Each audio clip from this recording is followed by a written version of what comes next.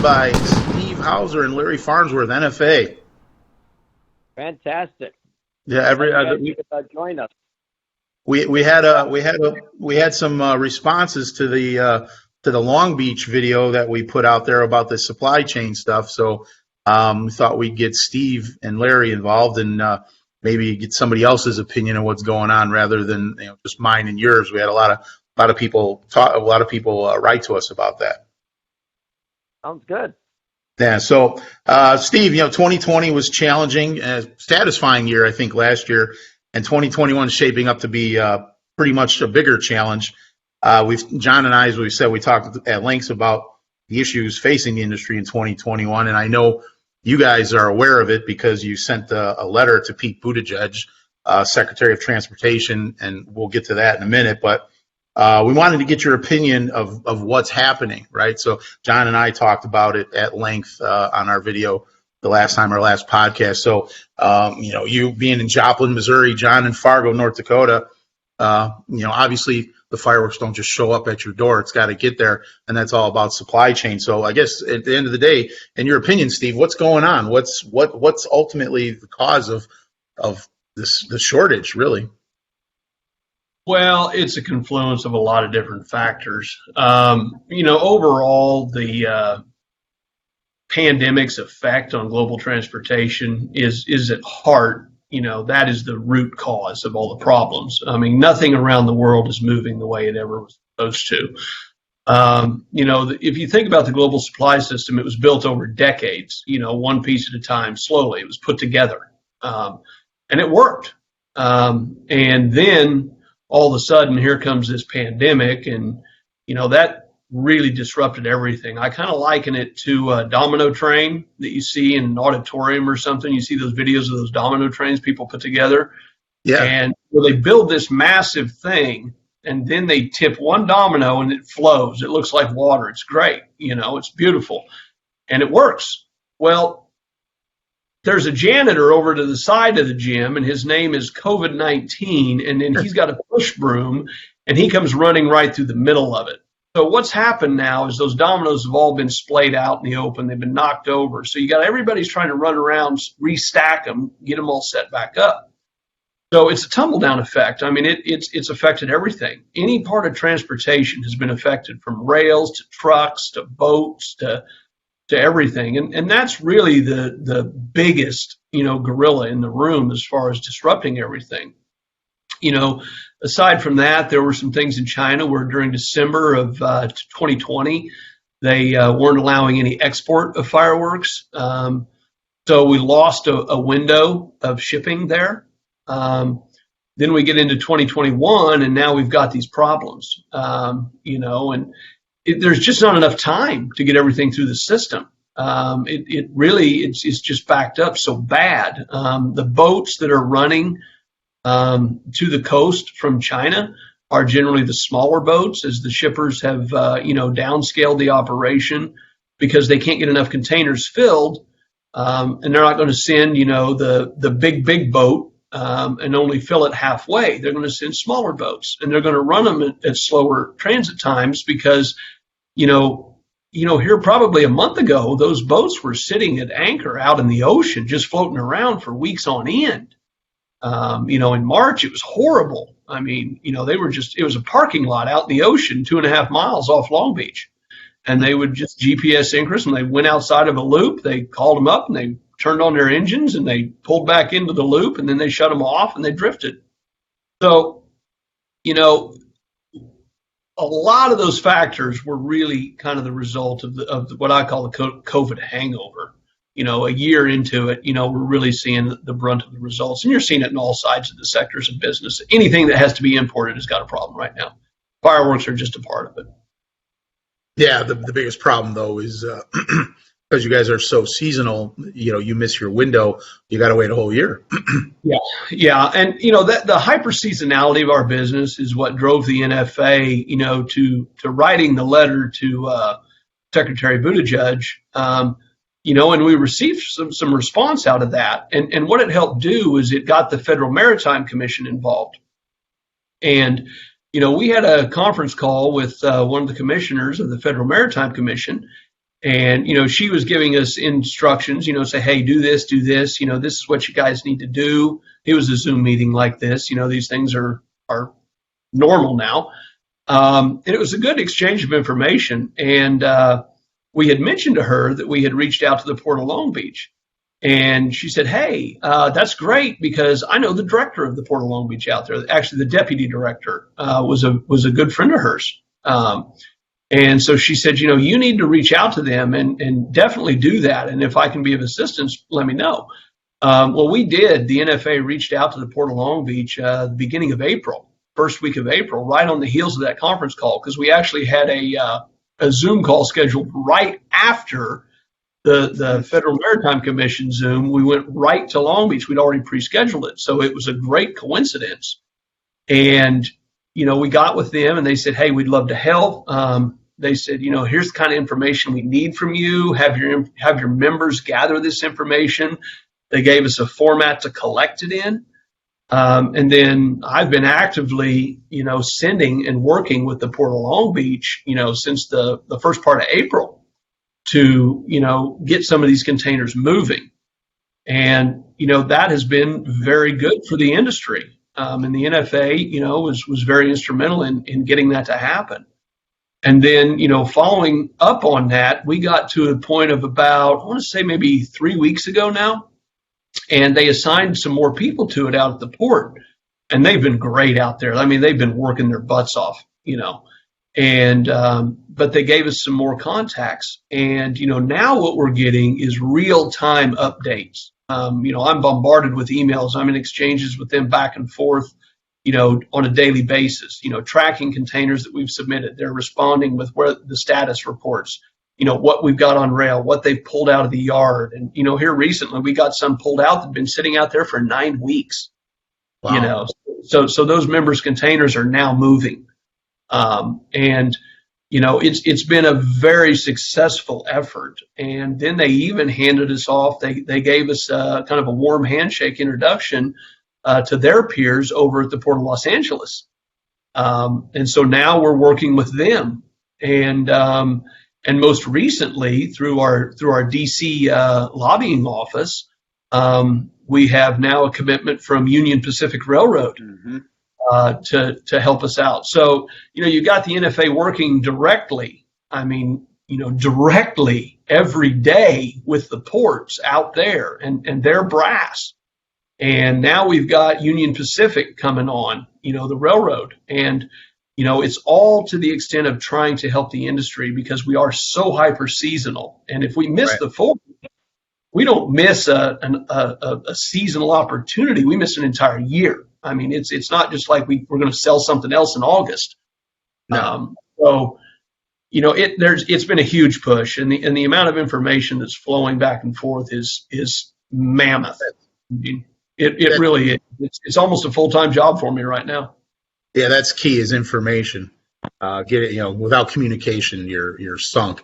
John, what are you seeing over there? I mean, it's been a few weeks since we did our last conference here. What are you seeing the same thing? You think it's still about COVID, and are you seeing a little bit of a break in the dam? Well, yeah, definitely. I mean, I went down to Long Beach, about April 20th, I think, maybe 23rd, something like that. And, I mean, things were just moving slow. And it took a lot of videos and not a lot of people working. I mean, that's basically a biggest factor. Now things have seemed to kind of jump up a little bit. We got a container coming in on Friday. We got 3 next week. So things are starting to move a little bit, but we're probably, I think we're about 3-4 containers that aren't going to make it. We thought we were going to make it, but I don't think they're going to make it. So, it's just, we need to get going a little bit sooner on this. I guess that was the problem, but we're nothing we can do. I mean, like I say, this is the COVID hangover. Basically, is what it's a good. That's a very good analogy. It's a COVID hangover. So yeah. And aside from the boats, it's also affected the rail. So it's affected everything, right? And the trucks Oh too. yeah. Oh yeah. I mean, it's any time you upset the flow of transportation. I mean, it's designed to work in a very regimented, and what's happened now is the average rail dwell out at the ports is now about 10 to 12 days. And all of the trains in the country are basically 95% under load, which means, any slot that's available on a rail car to haul something, 95% of them are already booked, so the capacity is absolutely stretched. Because if you think about 95%, you say, well, there's still 5% more. But what if a train breaks down? What if there's something that happens? You don't want to operate in a 95% underload situation. You want to operate in an 85% underload situation. So you've got some flexibility. But right now, it's kind of like, there's no elastic in it. It's a steel rod. And if something happens, it stops, and it stops the whole thing. It's not, it can't stretch, it can't move, it can't bend. It just locks up. But the railroads, they're trying. COVID has caused problems with them. With all these extended unemployment benefits aren't really helpful, in my opinion, because people can sit at home and they can make their wage and they don't have to really do anything. So it takes I don't think it's the best thing. I'm not a high end politician, but that's just my opinion from the woods. Right. But you have to have people to make these things run. And while I think we're past COVID pretty much from our standpoint of dealing with it, and all that stuff's pretty much gone by the wayside, you're having to rebuild this mechanism, and you're having to get it started. And you can't just turn it on and have it resume where it was a year ago. It takes time to get back into the groove. And unfortunately, the timing of it's horrible. I mean, we'd like to see this maybe would have started last November. But it is what it is. And, there's a lot of success being made on it. I've seen a lot change in the last month. Like I say, dealing with this thing on a daily basis, and just up to my neck in it. I've seen a lot of stuff improving. And just when we really started hitting a stride, we hit a rail backup. Because now it was becoming, everything was flowing out of the port so smooth, the trains were 95% under load. And so now what the trains are doing is, UP's adding 3 lines out at the Port of Los Angeles. They're what's called an on-dock pickup at the Port of Los Angeles, meaning that they load the rail cars directly from the port on the rail cars. But at the Port of Long Beach, they're called off-dock. So what happens is when anything's got to move on UP and it comes into the Port of Long Beach, it gets taken off the ship, put on a truck, and then it's got to get driven over to the UP railhead. And then it's kind of flip-flop for Burlington Northern. They're on dock at Long Beach and they're off dock at Los Angeles. And a lot of times those ports are kind of interchangeable. They'll work with each other. If Long Beach got backed up and LA's got some capacity, they can move something over there. I mean, they're right next to each other. I mean, right. It's not like we're talking states distance. And vice versa. LA gets backed up, they could move it over there, but then it requires this on dock, off dock scenario.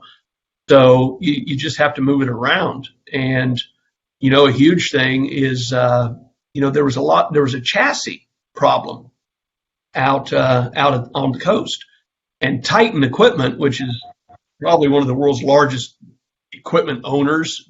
Nobody really knows them. They're just this Leviathan in the background. I want to say it was the end of April, beginning of May, they sent about 19,000 truck chassis out to the ports, so that this stuff could start moving better. And, it's been pretty dynamic when you really get into the weeds on it. And I've learned a lot from it. I mean, I know a lot more about it than I ever thought I would. It sounds like you're well up to speed on this. Yeah, it's it's an education gain from working with these port people. You start to learn their language and you try to learn their terminology, and it's been very helpful and very enlightening. Yeah, if the fireworks thing doesn't work out, you always got a job on the port. No, this No. is not a moonlighting gig for me. So, but We're running it hard because we want to get everybody as much product as we can, but right. there's going to have to be a sunset on that.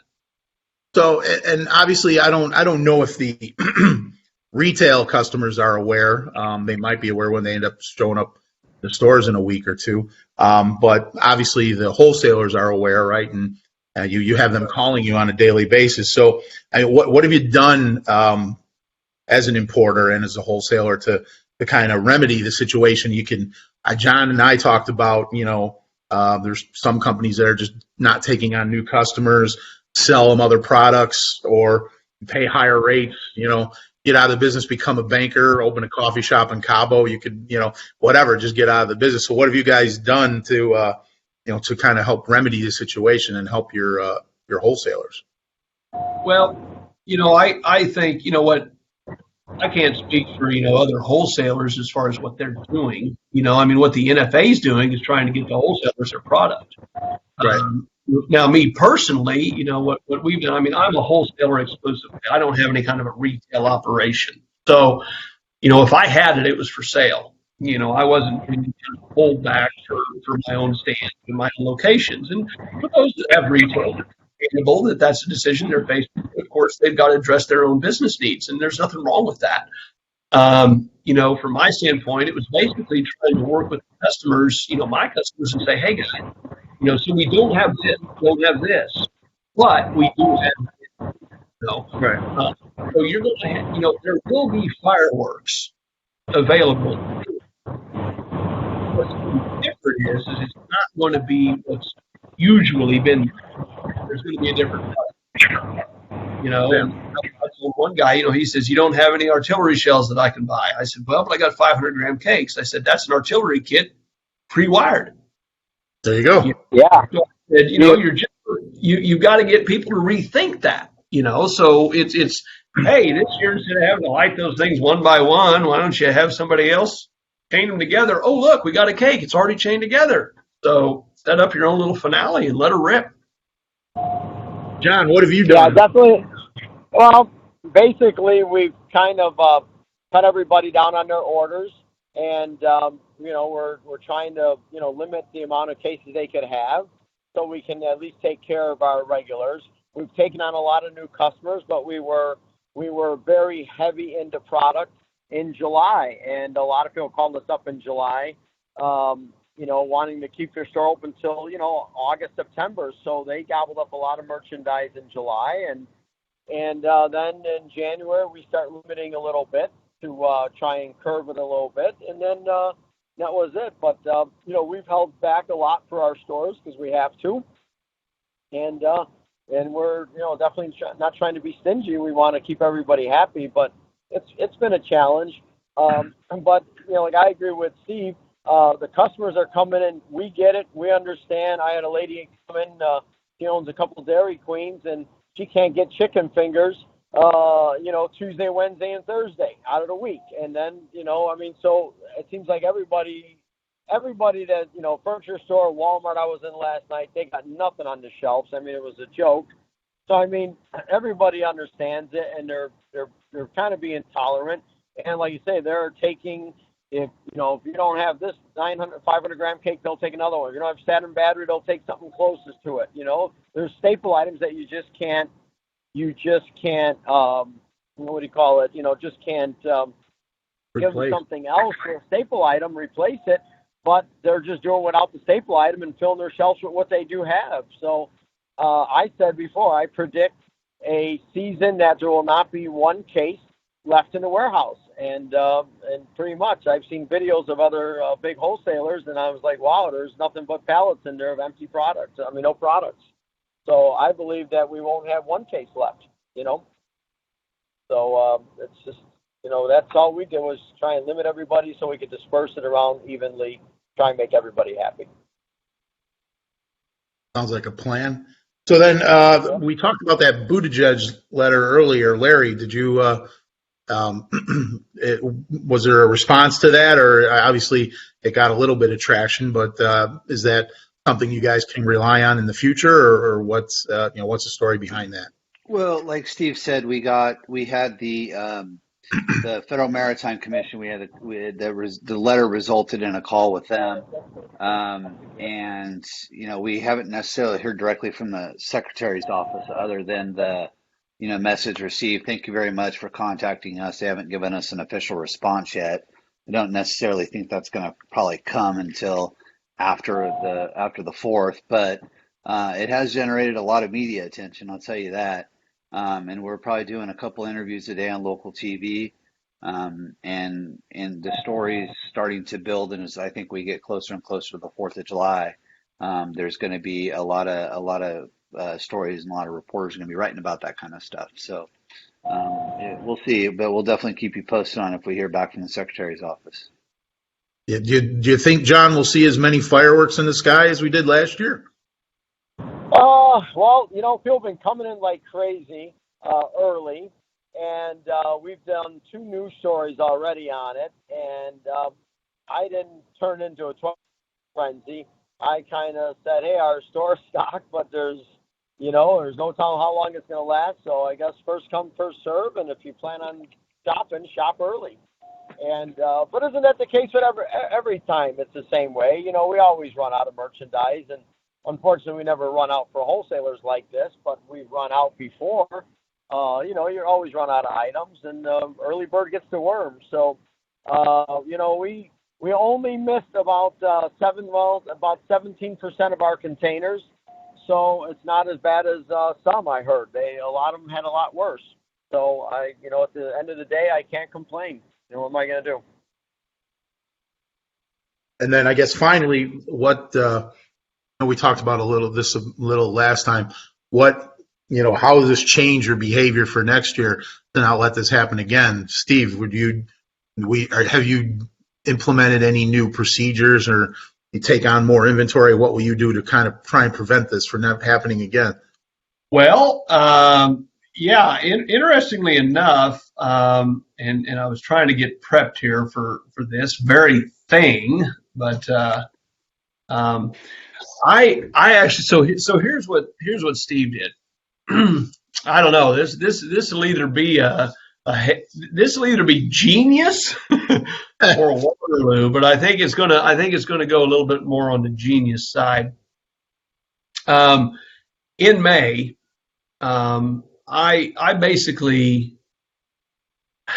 okay, here's what I did. I took my 2021 order, okay, for all my warehouses, and then I took all the case quantities that were ordered on all the direct ship customers of mine. I lumped it into one number, I multiplied it times 2, and I ordered that from China the first week of May. For 2022. For 2022. And I told my office in China, I said, make sure the factories don't stop working on the 2021. So we're going to take that in as well. Where I say it's a gamble, but I'm already seeing the positive results of it. We are getting orders, drop ship orders, container orders, and have been now for weeks, as people are preparing. I think what it's really going to do at the end, at least for the next couple of years, is going to change the dynamic of the fireworks buying market. It was always buying seasonally, right? I mean, we would get our stock in on a seasonal basis in heavy loads. We'd unload it. We'd fill up the warehouse.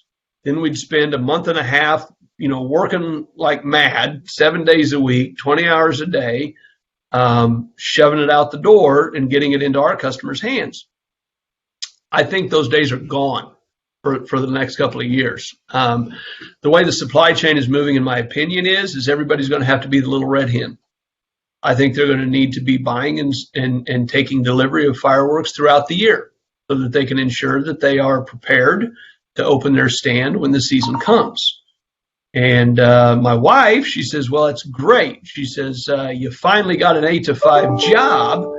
And now all the kids have left the house. Way to go. Way to go. So I do think the dynamic is really going to change. I think people are going to have to look a lot more, to have storage on their own, because it's not going to be this huge wave of goods coming in. I think it needs to be traded day after day, every day of the year, where the stuff is coming in and it's going out. It's coming in, it's going out. And then people will have access to the goods that they need to have a fully, a good variety at their location. I really do believe that. And we've seen it in the last few years, I believe, out of China, as they've started to move away from certain products. Production for novelties takes forever, so you better be trying to take delivery of them year round, so that when you finally get to your season, when your heavy volumes are, you've got them to sell, because they take time and not as many people want to do them. So that's that's kind of the approach I've taken to it. And I think that it'll work out. Certainly the front-end indicators are that was a good decision. We'll see. I'm really hopeful that people will start buying all this stuff, because I can tell you the amount of stuff I've ordered, I can't fit it into my warehouses. So it's got to go other places, and it's got to go there regularly, and I think it will. John, what about you? Same type of reaction to that? Yeah, I kind of did the same thing Steve did.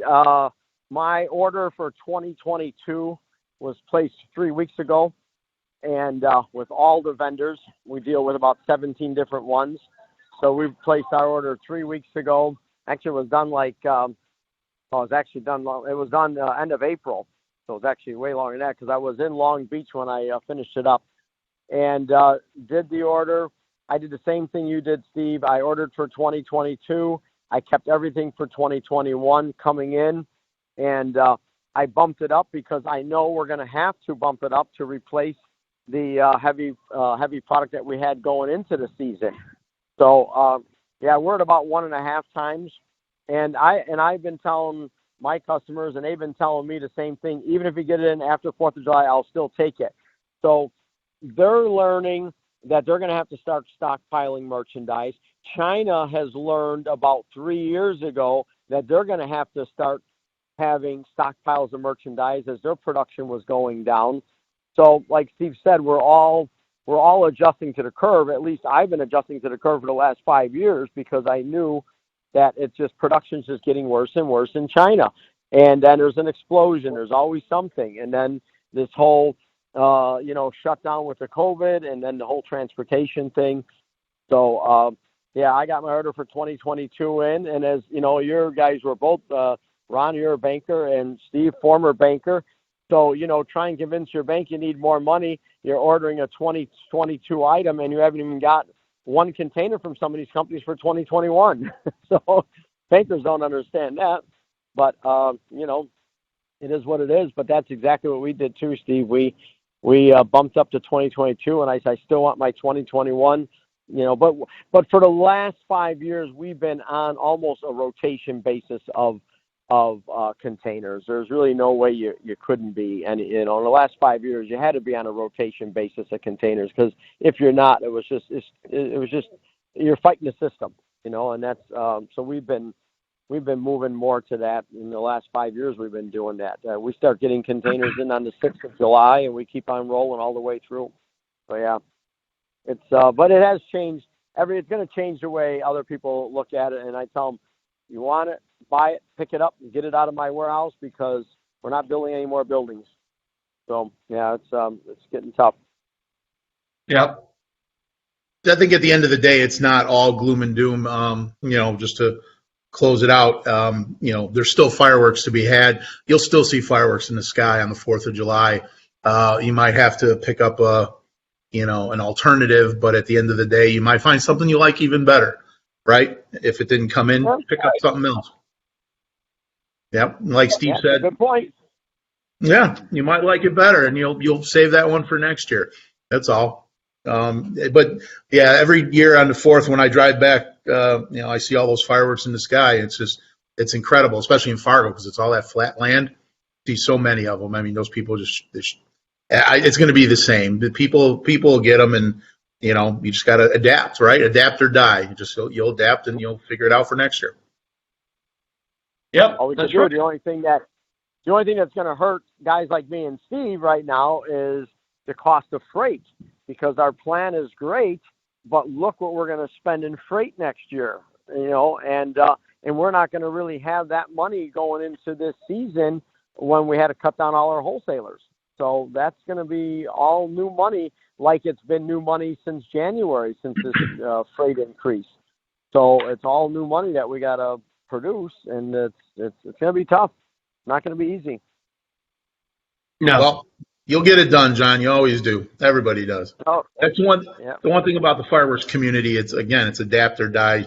You guys are nimble enough that you'll figure it out and you make it work. We hope. You will. You'll have those people running through the store in another couple of weeks, and you'll be walking around like a rock star, like you always do.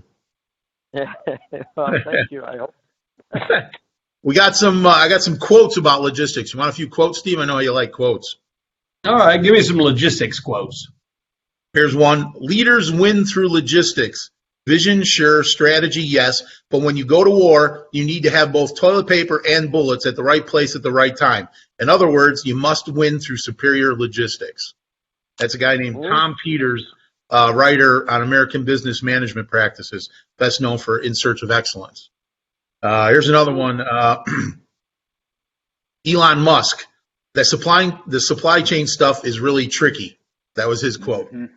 He's right. Dwight Eisenhower. You will not find it difficult to prove that battles, campaigns, and even wars have been won or lost primarily because of logistics. So that's a pretty good one. I remember this one from school. Maybe I'll give you this one, Steve. Tell me if you know who this was. This is a pretty famous one. I don't really know if it's logistics, but it came up when I searched. So any customer can have a car painted any color that he wants as long as it's black. Henry Ford, that's right. Henry Ford, yep. We'll do that one. Jeff Bezos said, one of the only ways to get out of a tight box is to invent your way out.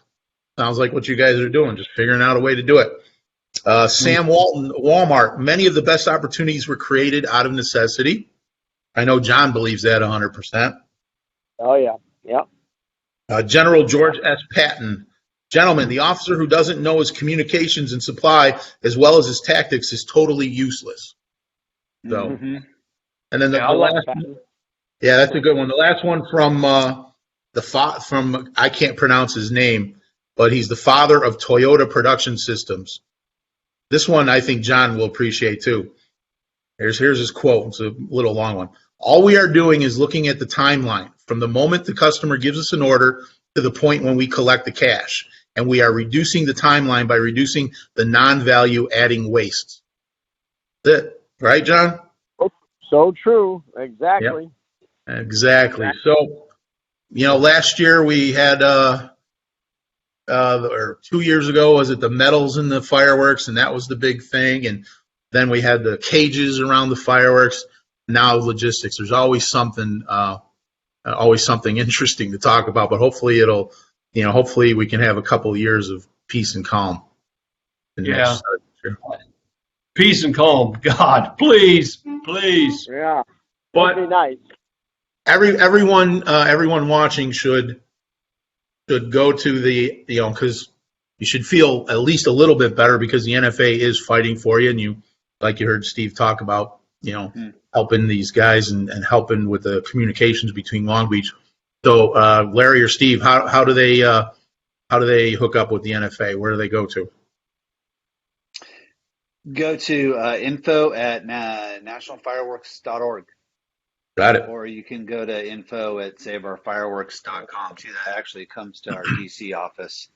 And those two email addresses, those will get you in contact with the right people. And yeah, glad to look out for the membership. Go to our website and check us out. Yeah, go to the NFA website. Go to National Fireworks, nationalfireworks.com and saveourfireworks.com, and everything you need to know is right there. Go straight to the website. All the links that you ever need to get a hold of anybody's right there. Just call Steve directly on his personal line. Oh, that's not on the website. Call John. Yeah, John will help you out. So. Call me up. I'll talk to anyone. I'll talk to anyone. I'm up all night long anyways. It'll make no Well, difference. Steve and Larry, it's been great. I know you guys got to go. I know John's got to go. Yeah. Fargo, the restaurant's shut at 9. I'm sure he's dying. So, hope you guys have a happy, healthy, safe 4th. And we look forward to seeing you in September in Pennsylvania. Yep. Looking forward to Sounds it. good, Ron and John. We got some big things coming up from NFA, so just be on the lookout for our Facebook page and the Twitter feed. I'm not gonna say now, but we got some really big stuff coming up. Oh, I can't wait. Yep. Can't wait. All right, guys. Thanks a lot. See you All later. right, John, thanks. Take See you care. later, guys. Bye, Be guys. careful. Bye. See you later. Uh-huh. Thanks, guys. Bye-bye. Bye-bye.